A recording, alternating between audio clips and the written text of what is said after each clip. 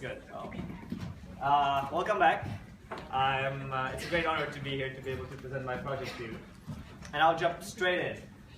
So how does programming look like today? Well, today programmers write their programs on punch cards, then they send them off to a computer center, wait for about a week, and then they get the results and see if they need to change something about their program. Oh no, sorry, that was the 50s, right?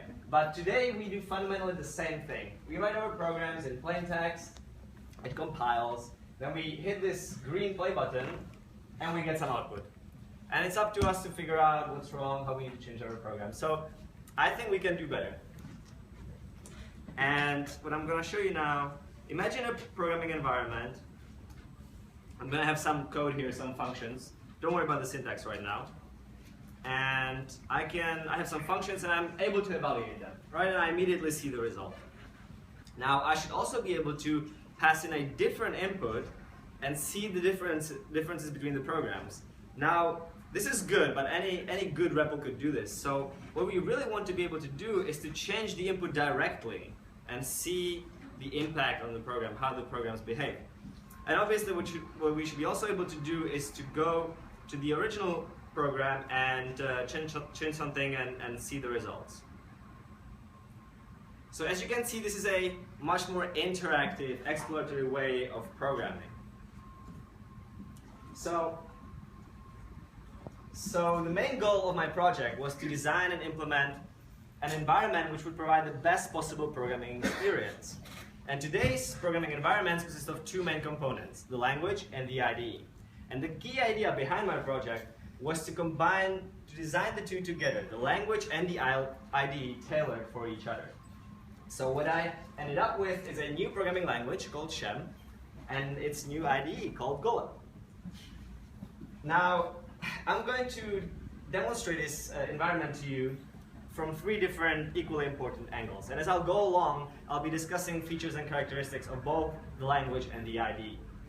So firstly, the environment should allow us to experiment with programs, to take smaller programs and compose them into bigger ones. We should then be able to abstract from these programs into reusable components. And finally, the environment should provide us with an insight into how our programs work. So let's get started. So what you see here is Golem, the IDE. And it's got three main components. And I'm really sorry for the colors, by the way. I really tried, but this is the best I could do. So this is the command line on these projectors. This is the command line, this is the source editor, and this is the output area. And so if I put in some constant expression into the command line, I obviously get it back. Now, assignment in Shem is a pair of a pattern and a value. So now n will stand for 4. And I hope you can see this. The n is in green and the 4 is in yellow.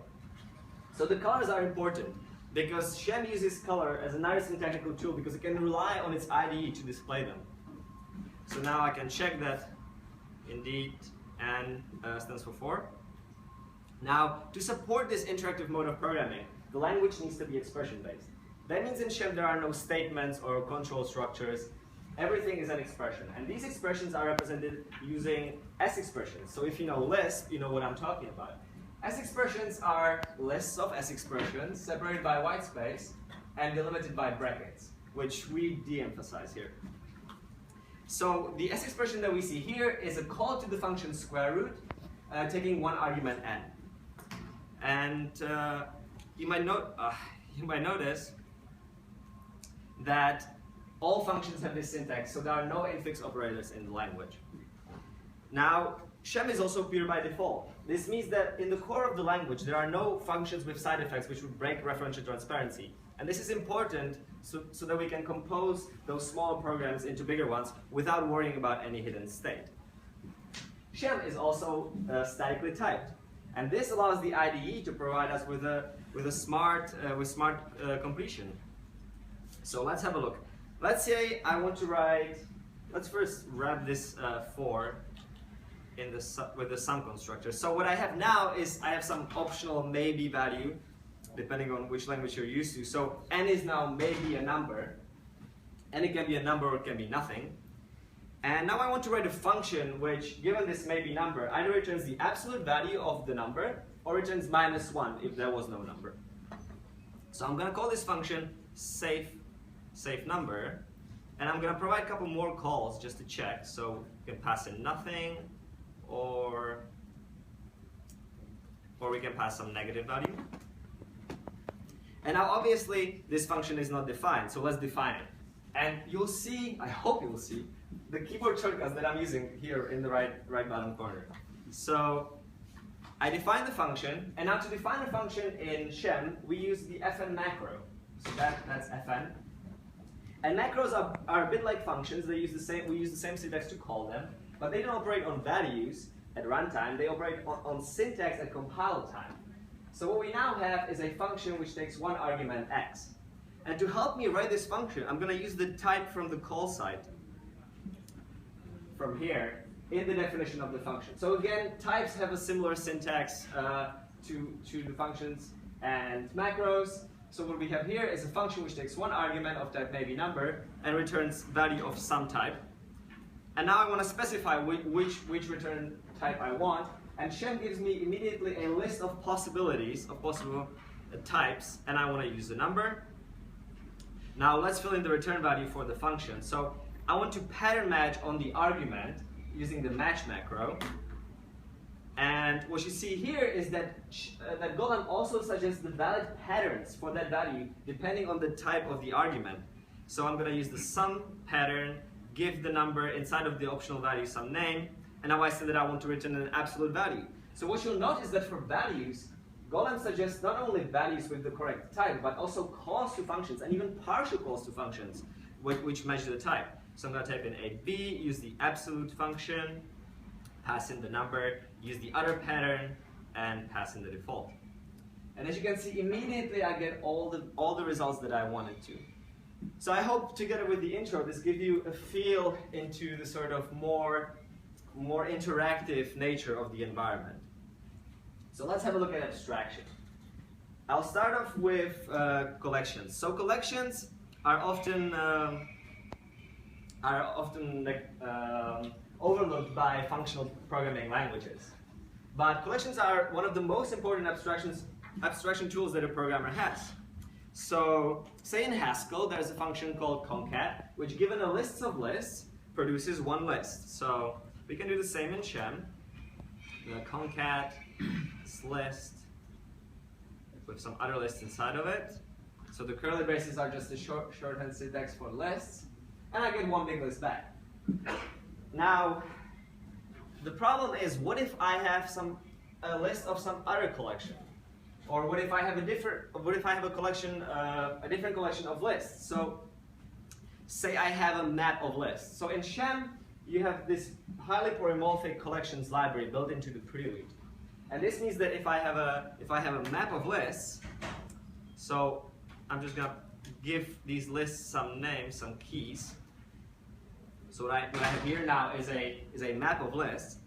I can use the same function and it will work because in Shem, a map is a collection of its values. But now the question is this going to work if instead of a map of lists, I'm gonna have a list of maps?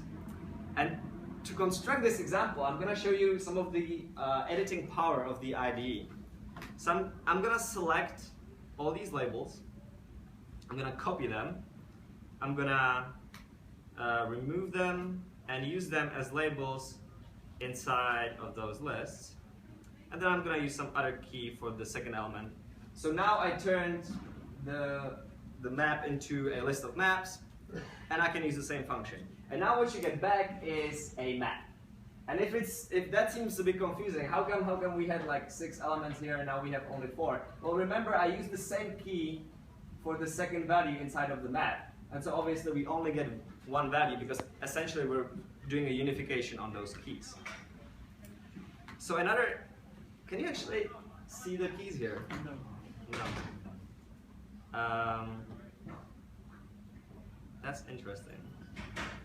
Sorry about that. I probably won't get it to work now. Sorry. So you gotta trust me that there are some keyboard shortcuts and I'm pressing only a little. This worked before, I'm sorry. So another important abstraction tool is partial application. So let's have a look how we can use partial application. So I'm gonna pass in some values here. So what I have here, I'm going to map this, this function over a list. And the function here is the powering function. And normally it takes two arguments, the base and the exponent of the powering. But if I pass in just one, I get back a function. And now I can use the function, for example, to map over a collection. And this is super useful already. But what if the order of the arguments don't match the order of the parameters to the function, right? So now I'm getting cubes. If I pass in 2, I just get squares, right, of the elements. What if I don't want squares? What if I want powers of 2? Well, you might notice that in Shem, every function has its parameters named. And we can use those names as labels to say which argument we're passing in. So now I turn the function which has 2 as an exponent to the function which has 2 as a base, and what I get is powers of 2. So those are the sort of abstraction tools, but let's see how we can actually take some code and abstract it. I'm going to use this example. This one. This is an example of a binary search function. I hope you can all sort of see it, and it should be pretty straightforward. It's your typical binary search function using indices. Now, what I'd like to focus on is this expression here, which computes the middle index between the min and max bounds. Now, that sounds like a good adept for a use. So what I'm going to do here, I'm going to replace the minus call with essentially a new function, a lambda, which takes 2 arguments and passes them to the minus function. So if you know lambda calculus, or if you've programmed it, you know this is exactly equivalent to what I had before. Now, interestingly, this application to the function, right, because I'm passing these still, is wrapped itself inside of a call. So what I can do is I can take that outer call and push it, apply it to the body of the function, right? And what I get is, again, an exactly equivalent expression. And I can do this again, and you'll notice that this is the function that I wanted to abstract, right? The function which computes the middle index. So I'm just going to give it a name. Say middle integer. And now you might notice, wait a second, this function, which maybe by the indentation you have guessed that is defined inside of search, does not depend on search-in. So what I can do is I can just push it to the top scope, which is a simple shortcut, which you would have seen. And now it's defined inside of search, but again, it doesn't depend on search. It just takes min and max. So I can push it to the parent scope, and I have a new reusable function which I can test separately and use in other programs. So another important facility of the environment should be that it should help us understand abstractions, right? So let me provide an example. I'm gonna write some code here. Okay, fine. Doesn't really matter. So what I'm doing here is that I use the compose function, and I pass in 2 functions, and I apply it to this argument. And maybe you don't know. Sorry? No. Maybe you don't know what the compose function does. So that's fine. What we can do is we can inline it. All right. And now we have the definition of the function right there, but that's still abstract, right? That's like looking at the source of the function to understand it. What I would like to do is I like to be able to inline this call and see what the function expands to, right? And now see that I get a function of 1 argument, which passes it to the second argument with the square root, and then passes that to show. And I can go even further, of course. I can inline this application, and I see immediately what's the full expansion of the call. And this is a really powerful tool for understanding abstractions. Now, I talked a bit about macros, and obviously it wouldn't be interesting if you had macros but you couldn't define any. So this is an example of a user-defined macro, and what it does is the threading macro. If you know Clojure, then you'll be familiar with it. So we can take a value and sort of thread it through a list of functions.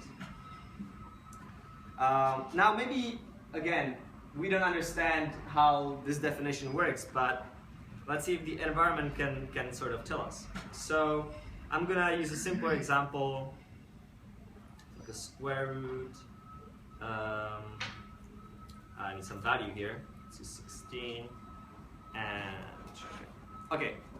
So I applied square root, then even, then show, and I got the string true. Now, how does that macro work? Well, with the same keyboard shortcut that I use for expanding functions, I can just expand the macro.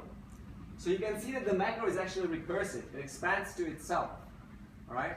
And it applies the second argument to the first.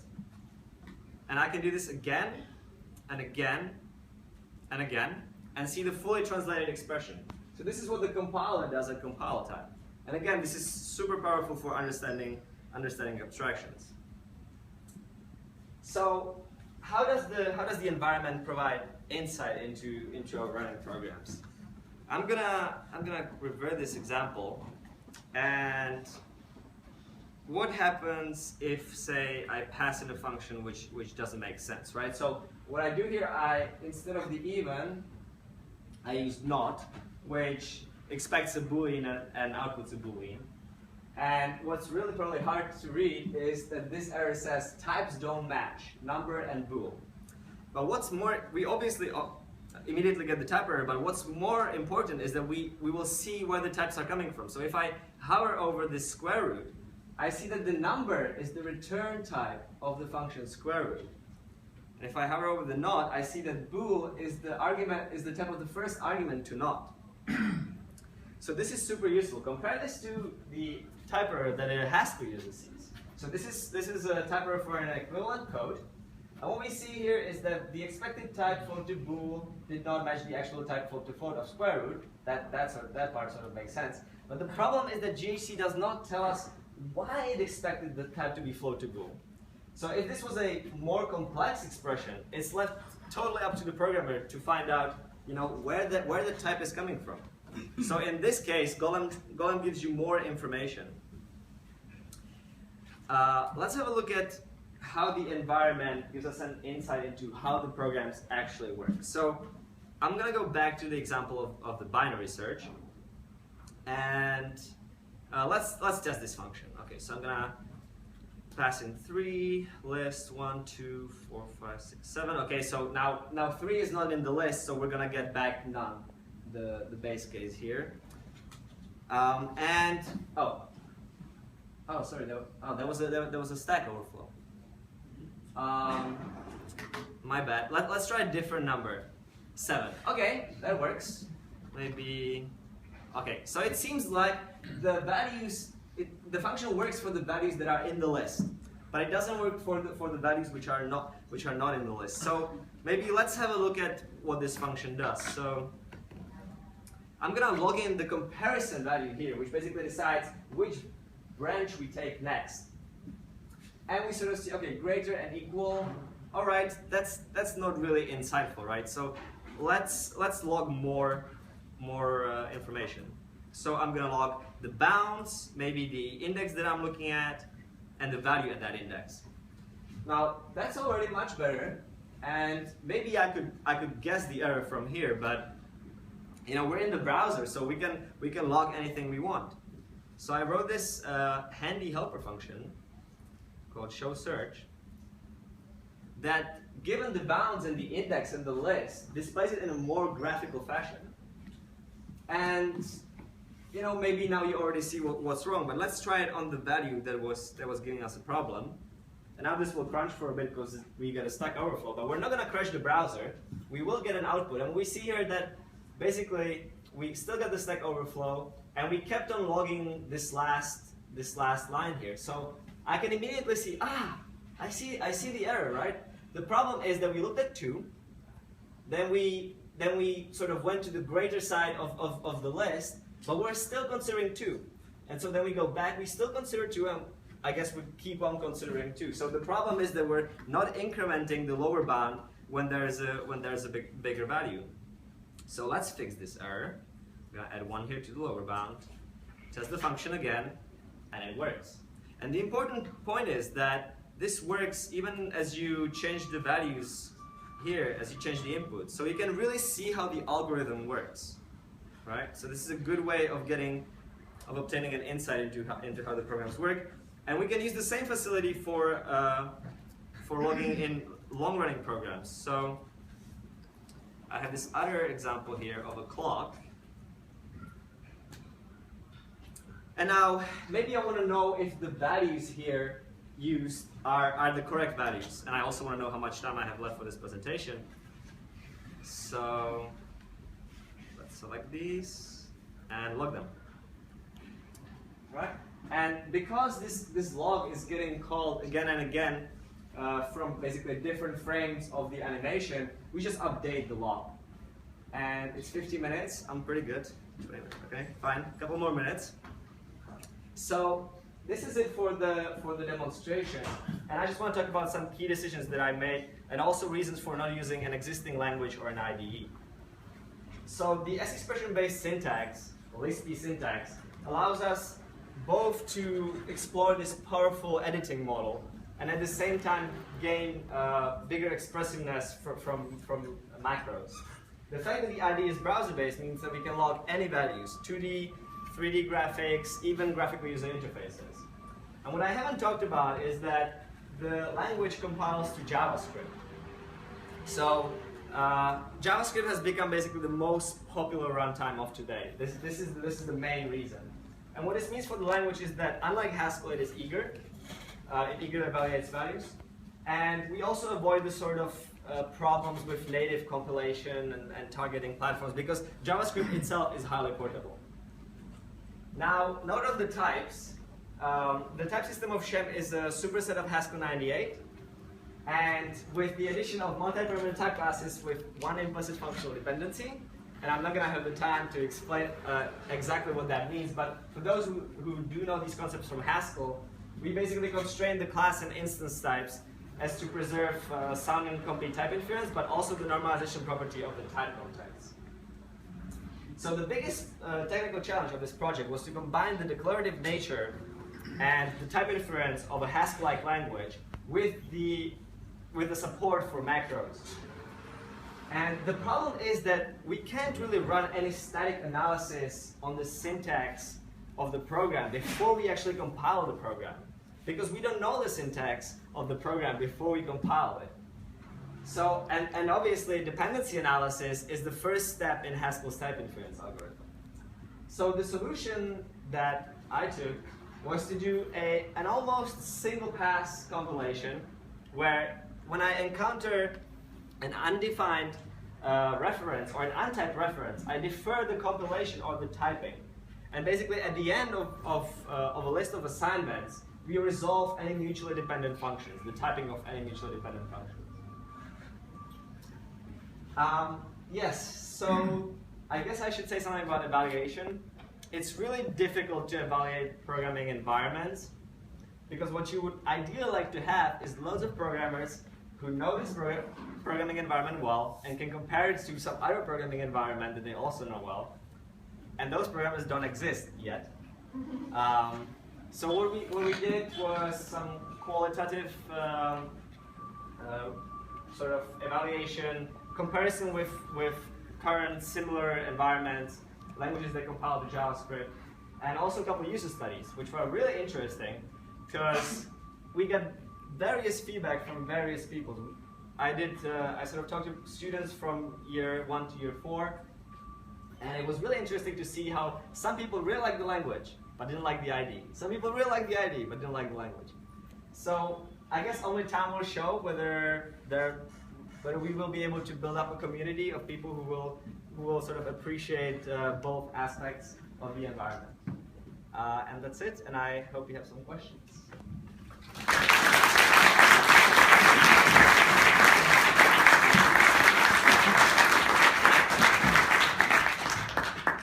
I ended the talk before on Tuesday with, wait, sorry, again? Yes. This is the desktop version of the ID, if you wondered how to make real programs, because we were running in the browser, yes? How does the compilation work, or does it work for recursive functions, where yes. you have to know what you are before you compile yourself? Yes.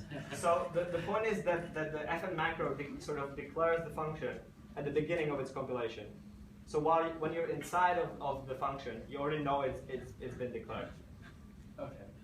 So the fn macro has access to the compilation context, and it can label that function in the scope. Yeah, it's definitely, the language is not a Lisp. If you know how Lisp compiles, then this is not the way. But obviously in Lisp you cannot have mutually recursive functions. You cannot have definitions before references before you use them, right? So yeah, we solve this. Any other questions? Do you think there's a finite sort of bound on the number of languages that one universe? I think there isn't, and obviously, like if The question was how many programming languages can you have in the universe? Exactly. Do you think there's a finite sort of bound? yeah, is there a finite upper bound on a number of languages? I think there isn't, and I think that it's very foolish to think that today, you know, Java is the language for the rest of the times, because that's exactly what people thought about C, and exactly what people thought about assembly, and exactly what people thought about binary or something. I don't know what other than assembly. So I think there will be new languages for years and years to come, centuries. I thought your answer would be you only need one. No, this is not the final language, and yeah. Well, I think you're answering the question. Is this a language you're hoping to take further, or is it purely, for your final year or so? Yes, so the goal was to produce something that can survive this period of individual project. And the motivation, certainly the language is sort of tailored for my own use as well. So this is a language that I would like to use, because I've done most of my programming for the past 3 years in CoffeeScript, apart from industry, where I did Java. Yeah, so I would definitely like to work on this further, but definitely both the idea and the language need more work. So, yeah. Wait, any other questions? Yes? Did you have to consider introducing the concept of none? Of none? Yeah. I didn't have to, but it's really useful to have optional values. And there's just a macro that converts nullable values from JavaScript to the optional values. I obviously haven't talked about a lot of things like how do you do imperative coding, how do you interact with files and so on. But yeah. Any other question? If not, we'll thank Michael very much.